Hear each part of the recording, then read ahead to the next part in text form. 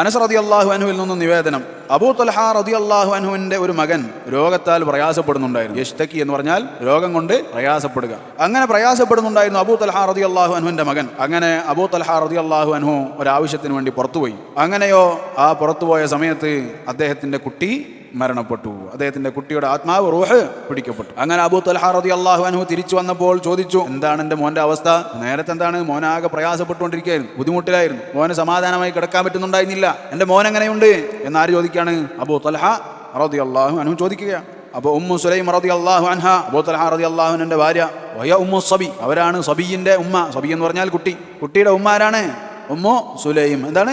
Ummu Sulaim. പാപ്പാന്റെ പേര് Abu Talha. Ummu Sulaim റളിയല്ലാഹു അൻഹ ഭർത്താവിനോട് പറഞ്ഞു, വഅസ്കനുമാക്കാൻ, അവൻ ഉണ്ടായിരുന്നതിൽ ഏറ്റവും സമാധാനമായിട്ട് കിടക്കുകയാണ്. അവിടെ അടങ്ങിക്കിടക്കുന്നുണ്ട്. എന്താണ്? അടങ്ങിക്കിടക്കുന്നുണ്ട്. ഇത്രയും നേരം പ്രയാസത്തിലായിരുന്നു, തിരിഞ്ഞു മറിയായിരുന്നു, മറ്റൊന്നും ഒരു സമാധാനം ഉണ്ടായിരുന്നില്ല. ഇപ്പോൾ എങ്ങനെയാണ് കിടക്കുന്നത്? ഇപ്പോൾ ശാന്തമായി കിടക്കുകയാണ്. അതായത് ഉണ്ടായിരുന്ന ഏറ്റവും ശാന്തമായിട്ടാണ് അവൻ എന്ത് ചെയ്യുന്നത്? ഇപ്പോൾ കിടക്കുന്നത്. ഇത് കേട്ടപ്പോൾ അബൂ തൽഹ റളിയല്ലാഹു അൻഹുവിന് സമാധാനമായി. ഉമ്മയാണ് പറയുന്നത്. അങ്ങനെ അദ്ദേഹത്തിന് ഉമ്മു സുലൈം റളിയല്ലാഹു അൻഹ രാത്രി ഭക്ഷണം അശാ കൊണ്ടുകൊടുത്തു. അദ്ദേഹം അത് കഴിച്ചു.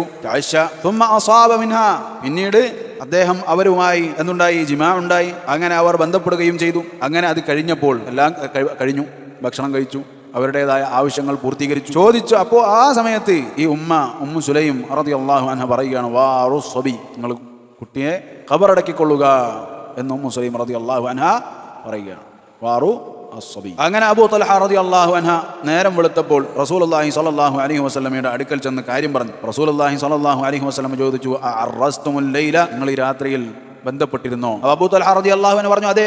റസൂലുള്ളാഹി സ്വല്ലല്ലാഹു അലൈഹി വസല്ലമ ദുആ ചെയ്തു, അല്ലാഹുമ്മ ബാരിക് ലഹുമാ, അല്ലാഹുവേ അവർക്ക് രണ്ടുപേർക്കും ബറക്കത്ത് നൽക റബ്ബേ എന്ന് അല്ലാഹുവിനോട് റസൂലുള്ളാഹി സ്വല്ലല്ലാഹു അലൈഹി വസല്ലം ദുആ ചെയ്തു. അങ്ങനെ ഉമ്മു സുലൈം റളിയല്ലാഹു അൻഹ ഒരു കുട്ടിയെ പ്രസവിച്ചു. അബൂ തൽഹ റളിയല്ലാഹു അൻഹു അനസ് റളിയല്ലാഹു അൻഹുവിനോട് പറഞ്ഞു. അനസ് റളിയല്ലാഹു അൻഹു ആണ് എന്ത് ഹദീസ് റിവായത്ത് ചെയ്യുന്നത്. അബൂ തൽഹ റളിയല്ലാഹു അൻഹു അനസ് റളിയല്ലാഹു അൻഹു പറഞ്ഞു, ഈ കുട്ടിയെ എടുത്ത് നബി സല്ലല്ലാഹു അലൈഹി വസല്ലമയുടെ അടുക്കലേക്ക് പോകണം. എന്നിട്ട് അനസ് റളിയല്ലാഹു അൻഹുവിന്റെ കൂടെ കുറച്ച് ഈത്തപ്പഴവും കൊടുത്തയച്ചു വിട്ടു. എന്നിട്ട് പറഞ്ഞു, അപ്പോൾ റസൂൽ സല്ലല്ലാഹു അലൈഹി വസല്ലമയുടെ അടുക്കലേക്ക് ആയിരുന്നു അനസ് റളിയല്ലാഹു അൻഹു കുട്ടിയുമായി ചെല്ലുകയാണ്. റസൂൽ സല്ലല്ലാഹു അലൈഹി വസല്ലം ചോദിച്ചു, അമഅഹു ഷൈഉൻ, അവൻ്റെ കൂടെ എന്തെങ്കിലും ഉണ്ടോ? കുട്ടീൻ്റെ കൂടെ എന്തെങ്കിലും ഉണ്ടോ?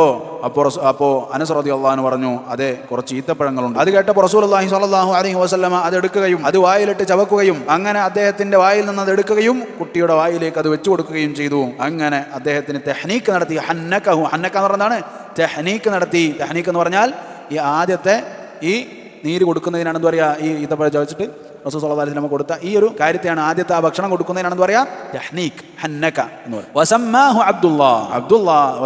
അബ്ദുല്ലാ എന്ന് റസൂൽ സല്ലല്ലാഹു അലൈഹി വസല്ലം കുട്ടിക്ക് പേരും കൊടുത്തു. മുത്തഫഖുൻ അലൈഹി, ഇമാം ബുഖാരി മുസ്ലിം ഉദ്ധരിക്കുന്ന ഹദീസാണ്.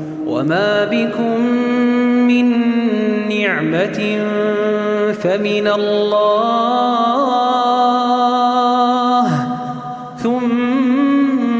إذا مسكم الضر فإليه تجأرون